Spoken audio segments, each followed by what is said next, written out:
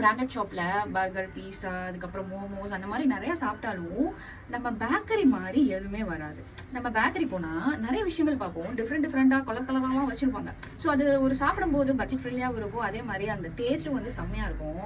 For example இந்த puffs இருக்கு, அதுக்கப்புறம் குட்டி குட்டி சமோசா இருக்கு, அவங்களோட காஃபியே 15 ருபீஸா தான் இருக்கும், அதுவும் வந்து செம்மையா இருக்கும். அது போக வந்து சிக்கன் பப்ஸ் வச்சிருப்பான், வெஜ் பப்ஸ் வச்சிருப்பான், காளான் பப்ஸ் வச்சிருப்பான், இது மாதிரி நிறைய விஷயங்கள் வச்சிருப்பான். எனக்கு பேக்கரியில ரொம்ப இம்பார்ட்டன்டா அந்த சக்கரை பால்கோவான்னு ஒன்று இருக்கும், ரவுண்டா இருக்கும், அது எனக்கு ரொம்ப பிடிக்கும். நான் குட்டி பொண்ணா இருக்கும்போது என் அப்பா வாங்கிட்டு வர, அப்பா சக்கரை பால்கோவா வேணும்பா அப்படின்னே அது வாங்கிட்டு வருவாரு. இந்த ஜூஸ் பெரி அப்படின்னு சொல்லுவோம், லைக் பிஸ்கட் அது வந்து அந்த சைடு வந்து அப்படி ஜூஸ் பெரி அப்படின்னு சொன்னா அவங்க அந்த கலர் கலரா வந்து குட்டி குட்டி பாக்ஸா இருக்கும். ஸோ அதெல்லாம் கொடுப்பாங்க. ஸோ இந்த மாதிரி நிறைய விஷயங்கள் வந்து ஒரு பேக்கரியிலேயே அவ்வளோ மெமரிஸ் இருக்கு. இன்னைக்கு என்னதான் பிராண்டட் ஷாப்ல போயிட்டு அது இதுன்னு எது சாப்பிட்டாலும் நம்ம அந்த டேஸ்ட் வந்து சில இடத்துல நல்லா இருக்கும், சில இடத்துல வந்து ஓகேவா இருக்கும்.